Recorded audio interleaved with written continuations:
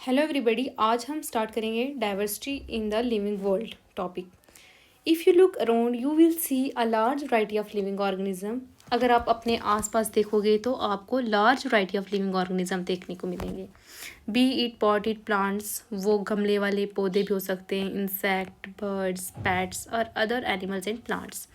There are several there are also several organisms that you cannot see with your naked eyes but they are all around you। आपके आसपास और भी बहुत सारे organism हैं जिन्हें आप अपनी आँखों से, अपनी नेक्ड आई से नहीं देख सकते, बट वो आपके इर्द गिर्द प्रेजेंट हैं। If you were to increase the area that you make observation in the range and variety of organism that you see would increase. यानी अगर आप ज़्यादा से ज़्यादा एरिया एक्सप्लोर करोगे तो आपको ज़्यादा से ज़्यादा वैरायटी ऑफ ऑर्गेनिज्म देखने को मिलेंगी। Obviously if you were to visit a dense forest, यानी अगर आप घना जंगल विजिट करोगे, you would probably see much greater number and kind of living organism in it. आप वहाँ पे डिफरेंट टाइप ऑफ ऑर्गेनिज्म आपको देखने को मिलेंगे। Each different kind of plant, animal और animal that you see represent a species. यानी जो वो आप different type of plant, animal या फिर ऑर्गेनिज्म देखोगे वो क्या रिप्रेजेंट करता है? स्पीशीज़। अगर मैं आपको बताऊं तो हम मतलब अगर जो हम प्लांट्स एक अलग स्पीशीज़ हो गई, एनिमल्स एक अलग स्पीशीज़ होगी, और दूसरे टाइप ऑफ जो हमें ऑर्गेनिजम्स मिलेंगे, यानी वैसे ऑर्गेनिज्म जो एक आपस में रिप्रोड्यूस करते हो, वो एक सेम स्पीशीज़ में आते हैं। ठीक है। The number of species that are known and described range between 1.7 to 1.8 million. यानी जो नंबर ऑफ स्पीशीज़ आज तक साइंटिस्ट ने लगभग 1.7 to 1.8 मिलियन स्पीशीज़ आइडेंटिफाई और डिस्क्राइब किए हैं। ये नीट का PYQs भी रह चुका है, और इसे ही हम बायोडाइवर्सिटी कहते हैं। यानी अर्थ पे जितने भी टाइप के ऑर्गेनिजम्स प्रेजेंट हैं, वो लिविंग ऑर्गेनिज्म, जितने भी टाइप के प्लांट, एनिमल या फिर छोटे से छोटे ऑर्गेनिज्म, वो सब किस में आते हैं? बायोडाइवर्सिटी। या फिर हम बोल सकते हैं are the number and type of organism present on earth. ठीक है। And as stated earlier there are, हमने जैसे अभी पहले पढ़ा कि there are millions of plant and animals in the world में millions of plant and animals हैं। We know the plant and animals in our own area by their local name. यानी हम अपने एरिया में उनको किस नाम से जान रहे हैं? लोकल नेम से जान रहे हैं।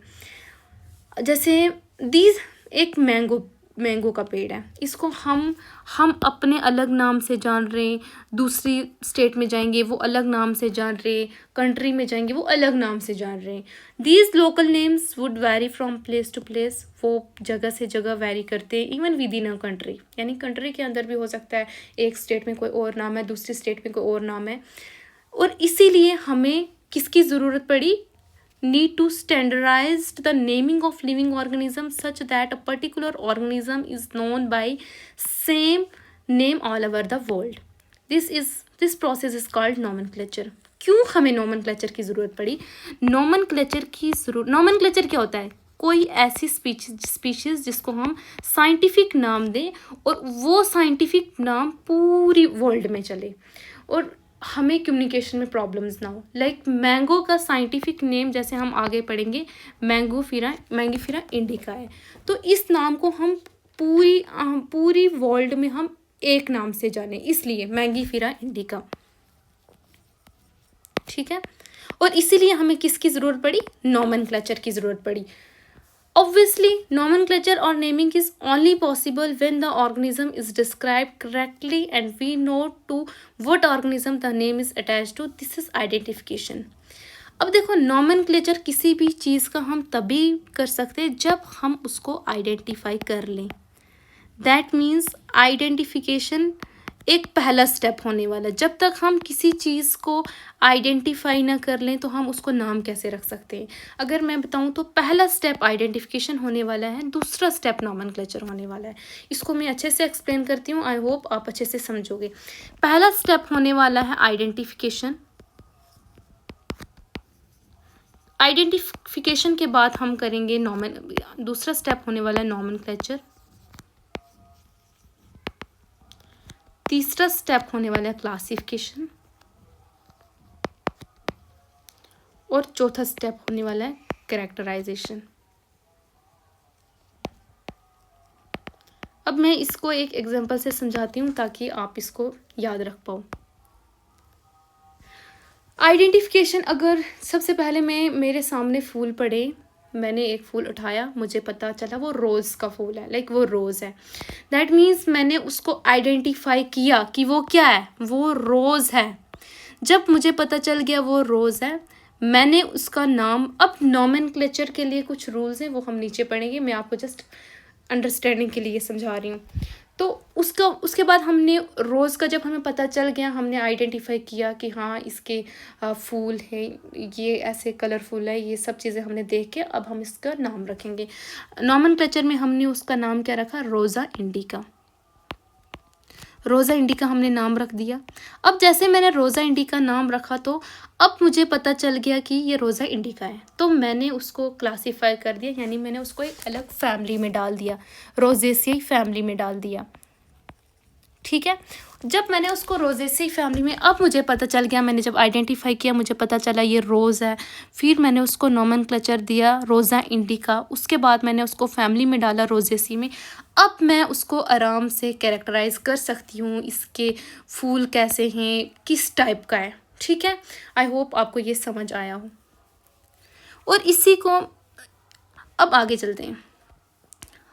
In order to facilitate the study, the number of scientists have established procedure to assign a scientific name to each organisms. This is acceptable to biologists all over the world. मतलब अब देखो, for plant scientific Neymar, जो plants के लिए scientific names है ना, वो किन प्रिंसिपल्स पे बेस्ड है और criteria which are provided international, कहाँ पे प्रोवाइड किया गया है, international code for botanical nomenclature plants के लिए है, एंड एनिमल्स के लिए है international code of zoological nomenclature. अब the scientific names ensure that each organism has only one name, यानी हर ऑर्गेनिज्म का सिर्फ एक नाम होना चाहिए, और जो ऐसा नाम होना चाहिए जो पूरी मतलब दुनिया में एक नाम से जाना चाहिए। They also ensure that such a name has not been used for any other known organism, यानी अगर हमने मैंगो का नाम मैंगीफेरा इंडिका रखा है तो बाकी कोई भी ऐसा दरख्त नहीं होना चाहिए जिसका नाम मैंगीफेरा इंडिका हो। ये कुछ रूल्स हैं, यानी ICBN किसके लिए है, प्लांट्स के लिए, ICZN किसके लिए, एनिमल्स के लिए, जो कि इम्पॉर्टेंट टर्म्स हैं। Biologists follow universally accepted principle to provide scientific names to non-organism. Each name has two component. हर एक नाम के दो component होंगे, पहला होगा generic name, दूसरा होगा specific epithet. This system of providing a name with two component is called binomial nomenclature. इसको क्या बोलते हैं, binomial nomenclature. यानी पहला नाम क्या होना चाहिए, generic name, पहला होना चाहिए generic name, दूसरा होना चाहिए स्पेसिफिक नेम, और इन दोनों को क्या बोलेंगे, बायोनोमियल नोमेनक्लेचर, बायोनोमियल नोमेनक्लेचर। ठीक है, अगर अब हम बात करें, और ये सिस्टम ऑफ क्लासिफिकेशन किसने दी थी, लीनियस ने, जो कि बहुत इंपॉर्टेंट है। This naming all system given by Carolus Linnaeus, ये कार्लस लिनियस ने दी थी, is being practised by biologist all over the world. The naming system using two word format was found convenient. Let us take example of mango to understand the way of providing scientific name better. The scientific name of mango written as Mangifera indica. अब आप यहाँ पे देख सकते हो Mangifera indica, जो Mangifera है ना, ये पहला नाम है मैंगो का, जो क्या है जेनरिक नेम, और इंडिका दूसरा नाम है जो है स्पेसिफिक नेम। ठीक है, in this name Mangifera represent the genus, while Mangifera represent genus, यानी मैंगीफेरा रिप्रेजेंट कर रहा है जीनस और इंडिका रिप्रेजेंट कर रहा है स्पीशीज। अब कुछ यूनिवर्सल रूल्स हैं नोमेनक्लेचर के, जो बायोलॉजिकल नेम्स हैं वो जनरली लैटिन में होने चाहिए और वो लिखना इटैलिक्स में है। ठीक है, पहला वर्ड जो बायोलॉजिकल नेम का वो रिप्रेजेंट करता है जीनस, एंड दूसरा वर्ड स्पेसिफिक एपिथेट। जब हम उनको लिखें वो हैंड रिटन होने चाहिए, और जब प्रिंट करें तो इटैलिक्स में होने चाहिए। ठीक है, अब मैं आपको आगे वाले रूल्स बताती हूँ। The first word denoting the genus start with a capital letter, यानी देखो ये मैंगीफेरा इंडिका है ना, ये जीनस है, ये कौन से लेटर से स्टार्ट हो रहा है, कैपिटल लेटर से। While the specific epithet start with a small letter, अब स्पेसिफिक एपिथेट कैसे स्टार्ट हो रहा है, स्मॉल लेटर से। इसको अगर मैं आपको एक एग्जांपल लिख दूँ, आप मुझे बताना क्या मैंने ये सही लिखी या नहीं। रोज़ा इंडिका, क्या मैंने ये ठीक लिखा है, आप सब कमेंट सेक्शन में बताओगे। Name of the author appears after the specific epithet at the end of biological names and is return in the abbreviated form. अब एब्रीवेटेड फॉर्म क्या होता है, किसी भी चीज़ को, जैसे लीनियस का नाम है, इसको मैं LINN लिख के आगे डॉट लगा दूँ तो ये एब्रीवेटेड फॉर्म में है। तो इन्होंने क्या बोला कि जो स्पीशीज़ है, name of the author appear after the specific epithet, यानी स्पेसिफिक एपिथेट के बाद किसका, ऑथर का नेम आएगा। जैसे Mangifera indica Lin, it indicate that this species was first describe by Linnaeus, क्या इंडिकेट करता है कि इस स्पीशीज को सबसे पहले डिस्क्राइब किसने किया है, लिनियस ने। ठीक है, अब देखो यहाँ पे आता है, it is necessary to devise some means to make this possible, this since it is nearly impossible to study all the living organism, सब लिविंग ऑर्गेनिज्म को स्टडी करना इम्पॉसिबल है। It is necessary to devise some means to make this possible, this process is called classification. यानी classification एक process है जहाँ पे हम किसी भी चीज़ को कैटेगरी में रखें, कुछ ईजली करेक्टर को ऑब्जर्व करके। ठीक है, यहाँ पे अब आते हैं, अगर हम देखें तो ये बहुत ही इजी सा है, आप इसको एक बार खुद से पढ़ लें, फिर मैं आपको बताऊंगी ये क्या है।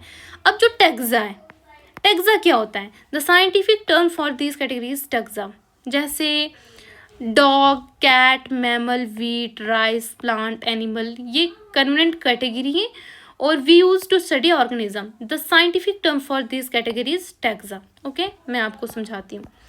लाइक ये हमारे पास एक टेबल है, ये वीट है, वीट का बायोलॉजिकल नेम क्या है, Triticum aestivum, genus Triticum, family Poaceae, यानी ये एक अलग टैक्सॉन है, ये एक अलग टैक्सॉन है, ये अलग, ये अलग, ये अलग, ये अलग। लेकिन अगर हम इस पूरी अरेंजमेंट को देखें तो इसको हम टैक्सोनॉमी बोलते हैं। आई होप आप समझ गए होंगे, और इसको मैं बताती हूँ कैसे। अब देखो, जैसे इस टैक्सोनॉमी को क्या लिखा है, hence based on characteristics all living organism can be classified into different taxa. जितने भी लिविंग ऑर्गेनिज्म है उनको डिफरेंट टैक्सा में क्लासिफाई किया गया है। This process of classification is taxonomy, इस प्रोसेस ऑफ क्लासिफिकेशन को टैक्सोनॉमी कहते हैं। क्या कहते हैं, टैक्सोनॉमी, जो मैंने अभी आपको आगे बताया। External and internal structure along with the structure of cell development. Okay, ये सब चीज़ होगी। अब आता है इसमें इंपॉर्टेंट टर्म सिस्टमैटिक्स। देखो सिस्टमैटिक्स भी, सिस्टमैटिक्स में क्या है कि इसमें भी हम क्लासीफाई करते हैं, लेकिन इसमें ना हम क्लासीफाई नॉमेनक्लेचर वगैरह करके उनके बीच में ना एक इवोल्यूशनरी रिलेशनशिप भी ढूंढते हैं, तो वही सिस्टमैटिक्स होता है। Human being were since long not only interested in knowing more about different kind of organism and their diversities but also the relationship among them. यानी जो जितनी भी डाइवर्सिटी है सिर्फ उनको नहीं जानना है, उनके बीच में रिलेशनशिप भी जानना है। और this branch of study was refer to as systematics. इसी ब्रांच को सिस्टमैटिक्स बोलते हैं। जो वर्ड सिस्टमैटिक्स है वो डिराइव्ड हुआ लैटिन वर्ड से सिस्टमा, जिसका मतलब होता है सिस्टमैटिक अरेंजमेंट ऑफ ऑर्गेनिज्म, और लिनियस ने यूज़ किया था Systema Naturae as the title of his publication, और बाद में इसमें ऐड हो गया था आइडेंटिफिकेशन, नॉमेनक्लेचर, क्लासिफिकेशन। ठीक है, अब देखो मैं आपको टैक्सोनॉमी और सिस्टमैटिक्स का बताती हूँ। ये टैक्सोनॉमी है हमारे पास, ये हमारे पास सिस्टमैटिक्स है, इनके बीच में क्या डिफरेंस है। अगर हम देखें तो जो टैक्सोनॉमी है वो it is mainly about identifying, naming and classifying organism. ठीक है, but in systematics it include identification, naming, classification and also study their evolutionary relationship, also study their evolutionary relationship। जो कि इसमें नहीं किया जाता है। इसमें हम सिर्फ ऑर्गेनिज्म को आइडेंटिफाई करते हैं, नॉमेनक्लेचर एंड क्लासिफिकेशन, बट इसमें हम आइडेंटिफिकेशन भी कर रहे हैं, नॉमेनक्लेचर भी कर रहे हैं, क्लासिफिकेशन भी, और उनके बीच में इवोल्यूशनरी रिलेशनशिप भी ढूंढ रहे हैं। हम ये भी कह सकते हैं कि taxonomy is a part of systematics. आज का लेक्चर रहता है यहीं तक। अगर आप लोगों को समझ आए, लाइक करें, सब्सक्राइब करें। Thank you so much.